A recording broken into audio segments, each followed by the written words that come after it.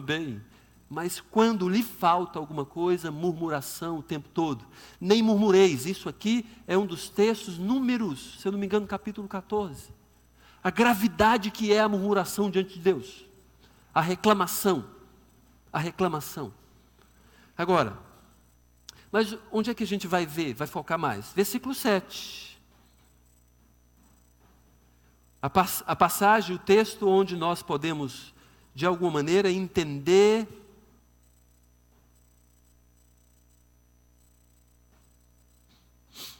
que nós devemos dar um foco um pouco melhor. Por isso, queria que a gente entendesse, nessa jornada do povo de Israel, eles carregavam algumas coisas na sua bagagem que não permitiram, essas coisas não permitiram que eles chegassem no destino final. Então, basicamente, talvez a gente deva avaliar o nosso coração e a nossa vida quanto a isso. Nós temos uma jornada, nós temos uma caminhada, nós temos onde chegar. Deus já nos propôs, estamos nessa jornada de missionalidade. Mas será que a gente vai chegar onde Deus quer que a gente chegue? E talvez a gente já saiba, e deve saber mesmo disso. O que levamos em nossa bagagem determina onde a gente vai chegar. Basicamente é o capítulo 10 de 1 Coríntios vai falar sobre isso.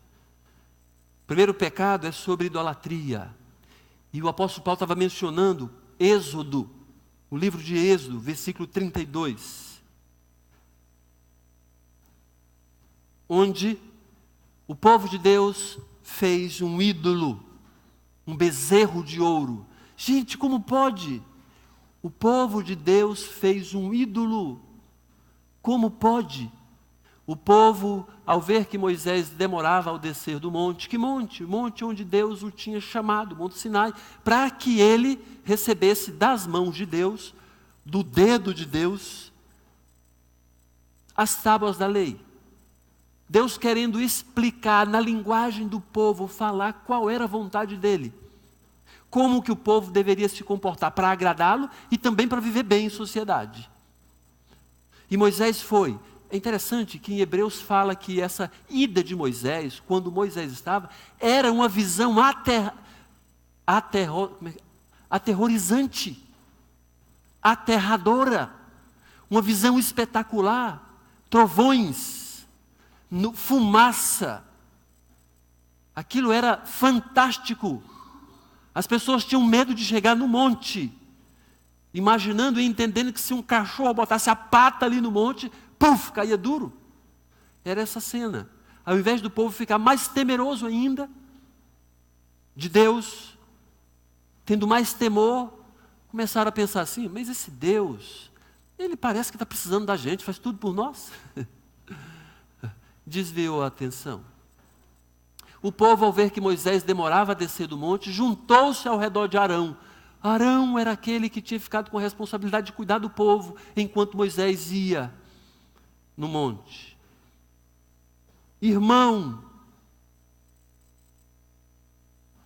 o povo ficou ao redor de Arão e disse para Arão, venha, faça para nós deuses que nos conduzam, pois a esse Moisés, o homem que nos tirou do Egito, não sabemos o que lhe aconteceu.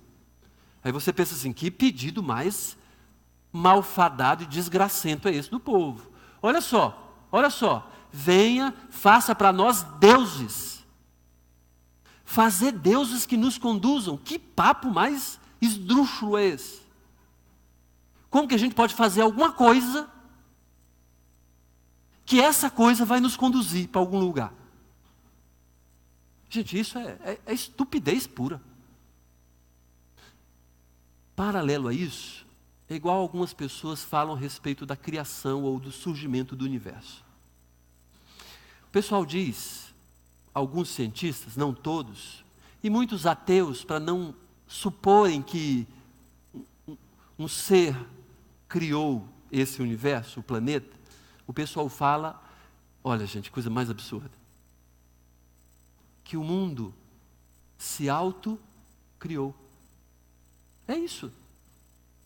Se falar do Big Bang, ou de uma partícula qualquer, que veio a se tornar o mundo, resumidamente, o mundo se autocriou. Pode. Qual o cientista crê nisso?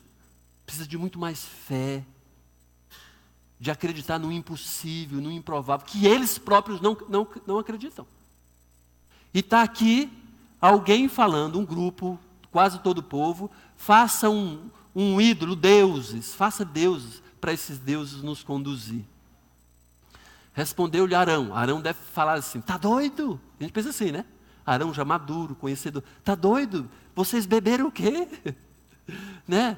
Isso é pedido assim, mas ridículo. Vocês são estúpidos. A gente pensa isso. Mas olha, Arão, tirem os brincos de ouro de suas mulheres, de seus filhos e de suas filhas e tragam-nos a mim. Descarado. Como pode? Aquele que deveria conduzir o povo se viu cercado desse povo e o povo pressionou. O cara passou a jogar para a torcida e não para o técnico.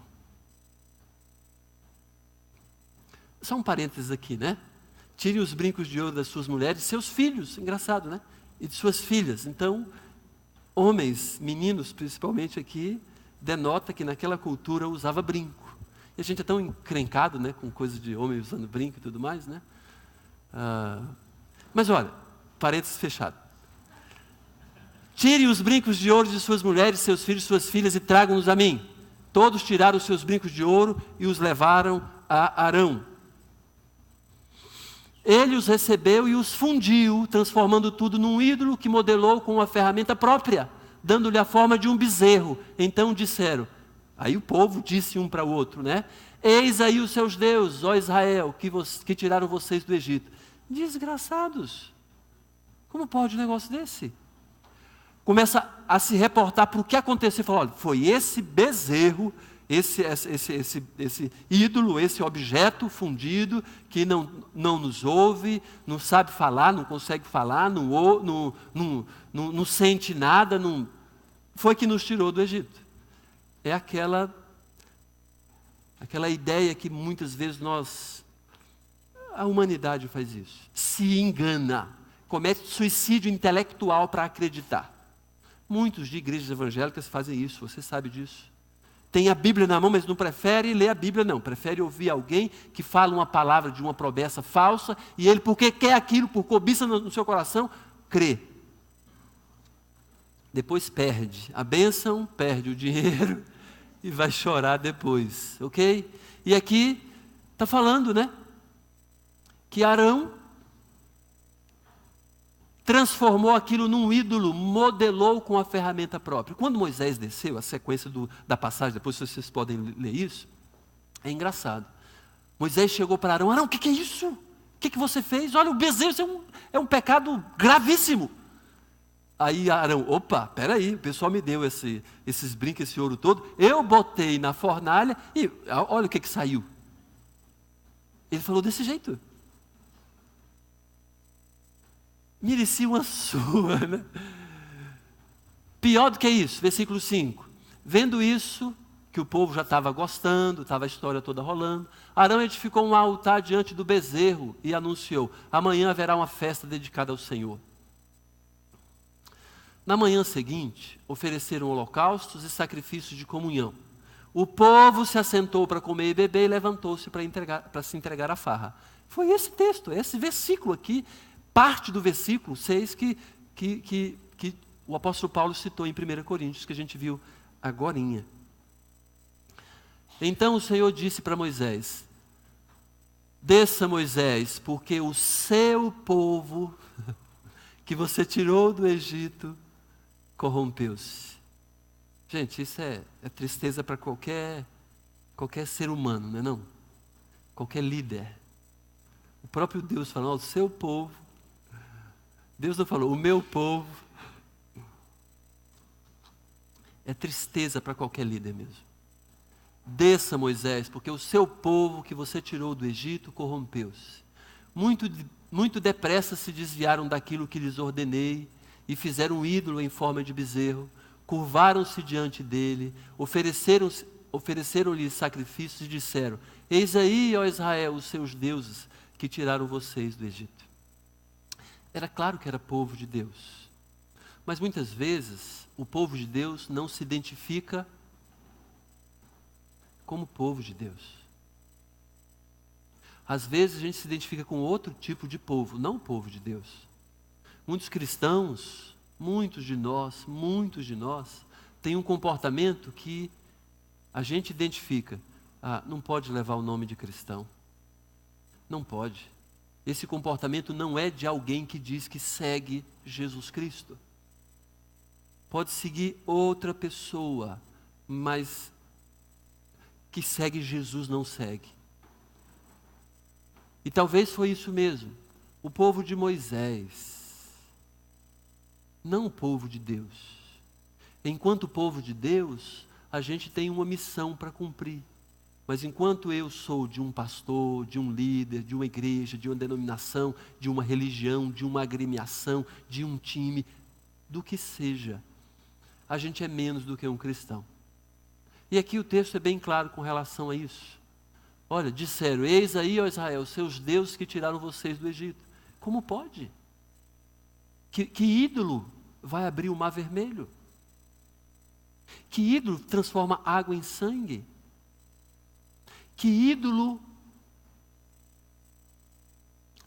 numa cidade passa matando o primogênito de todos, deixando apenas aqueles que têm a marca, o sangue no umbral da porta, deixando livre aquelas famílias que têm a marca da salvação de Cristo Jesus, sangue no umbral.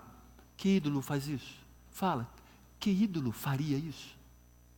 É o povo, é que Deus fala, depressa, versículo 8, muito depressa se desviaram. Quantos de nós, né? Muito depressa esquece os compromissos que fizemos há pouco tempo. Disse o Senhor a Moisés, tenho visto que esse povo é um povo obstinado, é um povo teimoso, coração duro, de pedra. Gente, uma coisa é alguém falar da gente, porque vê o nosso comportamento. Nosso pai fala da gente, os nossos filhos falam da gente, a nossa esposa fala da gente. Você tem um coração muito duro, você é insensível. Mas quando Deus fala,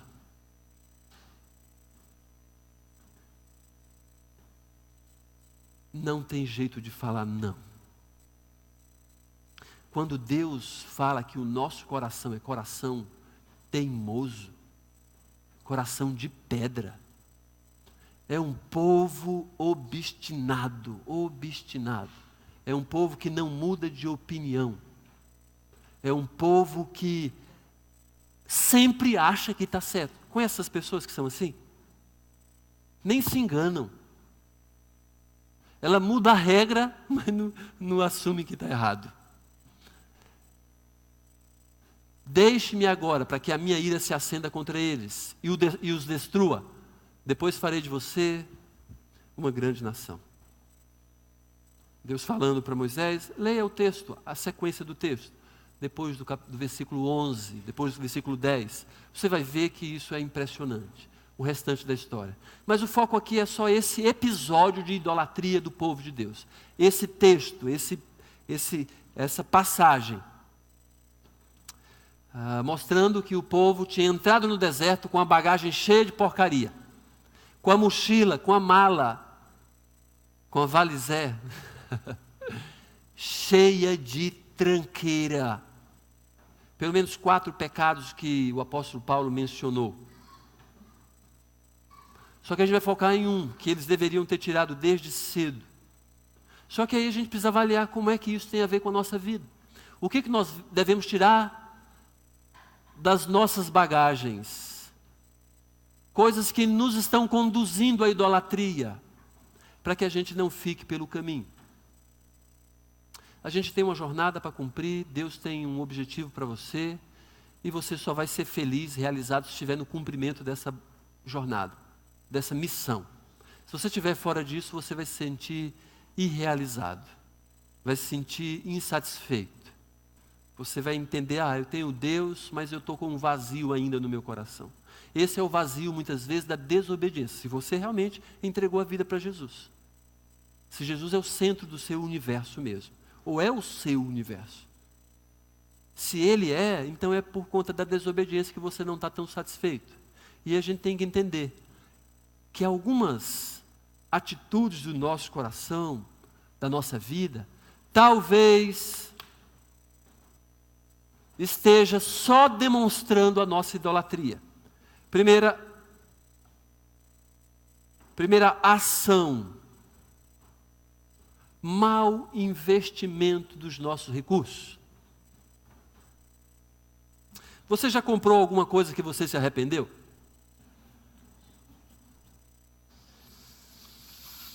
Já comprou alguma coisa que você já se arrependeu?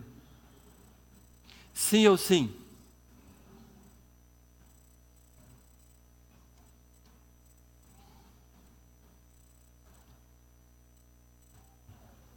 Dependendo do convencimento do vendedor, você compra até dentadura usada. Se você, vou precisar disso. Na verdade, mau investimento na nossa vida, muitas vezes, é tão somente raiz de idolatria do nosso coração. Todos tiraram seus brincos de ouro e os levaram a Arão. Ele os recebeu e os fundiu, transformando tudo num ídolo. Como pode? Todo mundo deu seu brinco, seu bracelete, sua pulseira, seja o que for, de ouro, e aquilo que era bênção na vida deles, que Deus permitiu que eles levassem do Egito, que o povo do Egito deu para eles, sem pensar direito. Um povo que deu, vai embora, toma as nossas coisas, e eles carregaram tudo.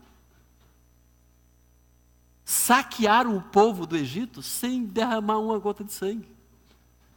E aqui pega essa bênção, pega isso para transformar num ídolo. Às vezes um filho é um ídolo dos pais. Às vezes um carro é um ídolo. Uma casa é um ídolo.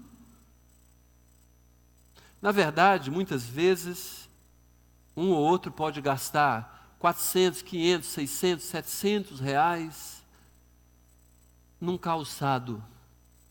Não tenho grande problema com isso. Eu acho difícil fazer isso, mas a mesma pessoa que muitas vezes faz isso, tem dó de comprar um livro de 100 reais. Tem dó de pagar um investimento para ir numa conferência para aprender mais de Deus. Ou dar uma oferta para alguém que está precisando, ou um ministério. Ou coisas obrigatórias do cristão, como dar o dízimo, por exemplo. Mau investimento, raiz de idolatria. Aquele pai que muitas vezes, ou os pais, que todo mês dá um presente para os filhos. Mas não sai para passear com os filhos.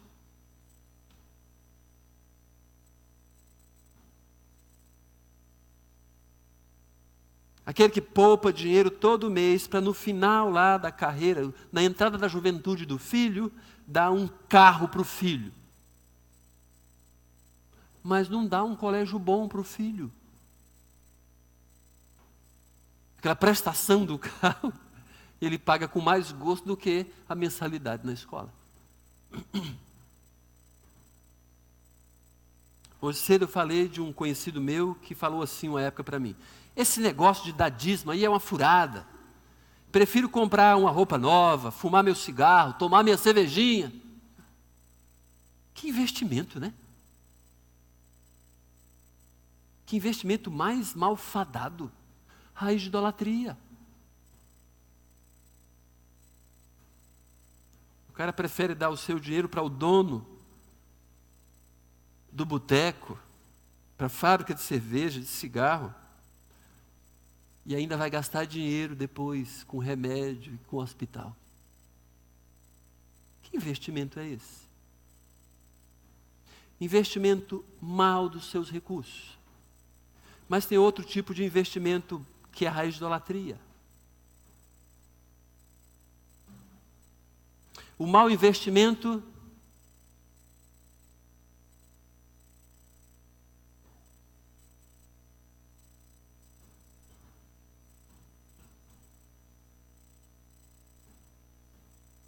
diante de um ídolo.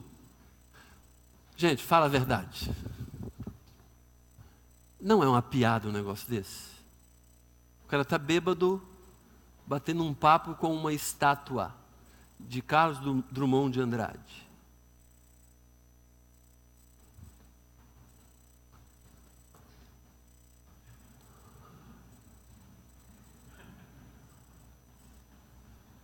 Agora, se você acha... Tá bom, esquece isso. Pense comigo. De 0 a 10, quão ridículo você acha um papo desse? 11? Quantas pessoas fazem isso? Diante de uma imagem?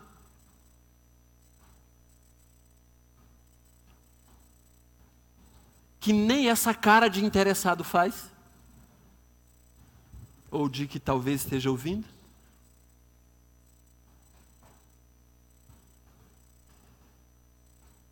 Como que alguém pode se achar inteligente quando se coloca diante de uma imagem que não pode ouvir, nem falar, e lhe pede algo? Sabe que tem muita gente que gasta mais com aquela aparência, com o parecer ser, do que de fato realmente ser. O povo judeu acabou nessa jogada também. Se mostravam piedosos, mas no fundo não eram piedosos. Queria ter uma aparência de piedosos, vestiam roupa de piedosos, os fariseus. E às vezes nós também temos um comportamento religioso que é fachada. Mas isso, no fundo, é raiz de idolatria. Qual idolatria? Aquela que o apóstolo Paulo falou. Levantou-se, assentou-se para divertir-se.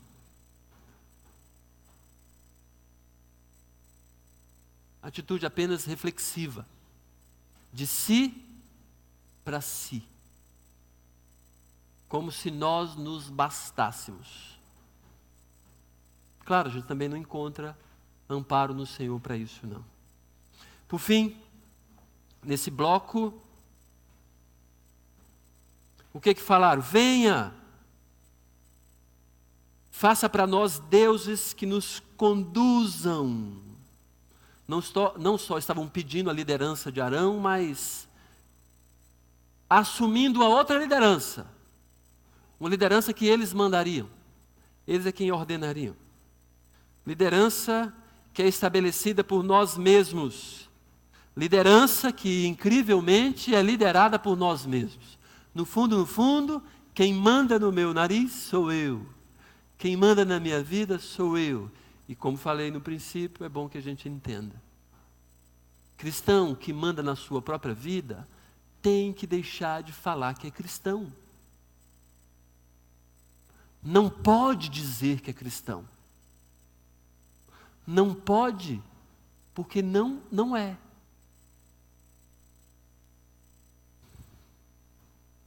O povo, ao ver que Moisés demorava a descer do monte, juntou-se ao redor de Arão e lhe disse: venha, faça para nós deuses que nos conduzam. Pois a esse Moisés, o homem que nos tirou do Egito, não sabemos o que lhe aconteceu. Por um momento, Arão foi o líder deles para que ele fizesse o que eles queriam, mas pelo mesmo motivo também, nessa mesma aplicação, faça deuses para a gente, para que nos conduzam, para que dirijam a nossa vida. A gente está cansado desse Deus, ou desse Deus de Moisés. Vamos considerar isso um pouco agora? Vamos pensar como é que está a nossa vida. Será que a gente não tem raízes de idolatria? Será que na bagagem da nossa vida, sendo missionais, a gente não está fazendo mau investimento? A gente não está se colocando adiante, à frente? Será que a gente não está se liderando a nós mesmos? Será que a gente não está querendo as coisas do nosso jeito? Porque do nosso jeito fica mais confortável para a gente? Vamos avaliar. Avalie você. Lembra que dos pecados que o apóstolo Paulo mencionou, o primeiro foi idolatria. Talvez a gente não esteja se curvando diante de uma imagem, batendo papo com ela, pedindo a ela alguma coisa. Mas talvez tenha a raiz do nosso coração que demonstra que nós, de alguma maneira, somos idólatras. Vivemos a nossa vida focado em nós mesmos, fazendo os investimentos que a gente entende que vai ter algum retorno para o nosso prazer. Sentou-se para comer e beber e levantou-se para divertir-se. Não é levantou para caminhada, não. Ele levantou apenas para se divertir. Cercou. Vamos ficar aqui porque aqui é melhor para a gente. Semana que vem a gente vai falar sobre vai falar um pouco sobre esses próximos, né? Pecados, ok? Vamos falar um pouco sobre imoralidade, depois obstinação, depois murmuração. Tá bem? Vamos pedir ao Senhor para que Ele nos faça mais próximos da vontade dEle, porque por nós mesmos não conseguimos. Deus tem que falar ao nosso ouvido e a gente tem que pedir socorro a Jesus Cristo. E vamos pedir socorro a Jesus Cristo. Vamos pedir para que Ele nos abençoe, nos capacite, nos faça menos nós mesmos e mais dele, ou melhor, mais Ele. Que Jesus use a nossa vida ou viva a nossa vida. É bem melhor. Vamos orar. Curva a sua cabeça, feche seus olhos e faça aquela oração que você entende que deve fazer. Pedindo a Deus sabedoria no uso da sua vida, nos seus investimentos.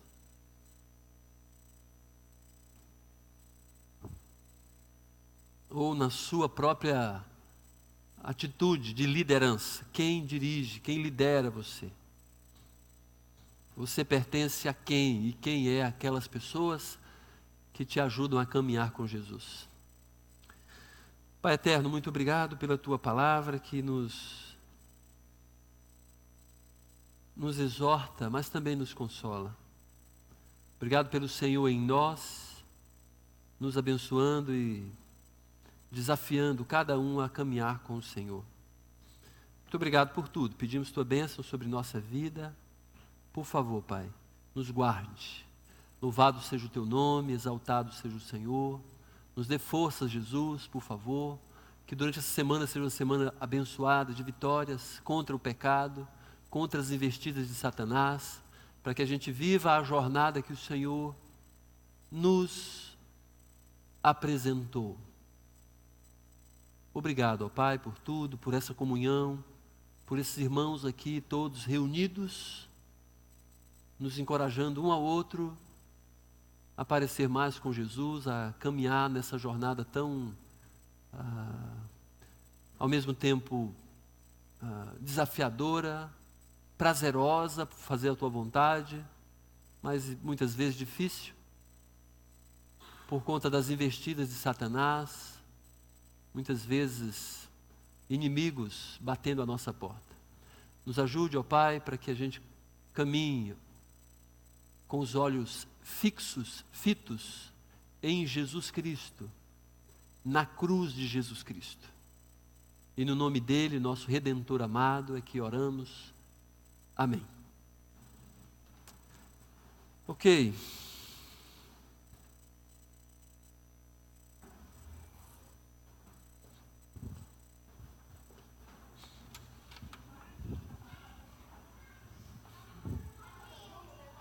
Vamos aguardar só um instantinho, enquanto as crianças vêm, para a gente terminar o nosso tempo aqui.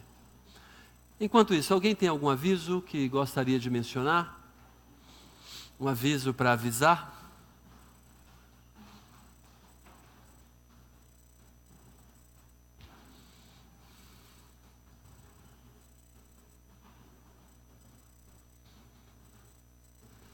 Temos ou não temos? Acho que não temos nenhum aviso. Só quero lembrar que os homens que foram na conferência da CTPI, nós temos uma reunião quarta-feira às 20 horas aqui na igreja, ok? Vamos ficar em pé?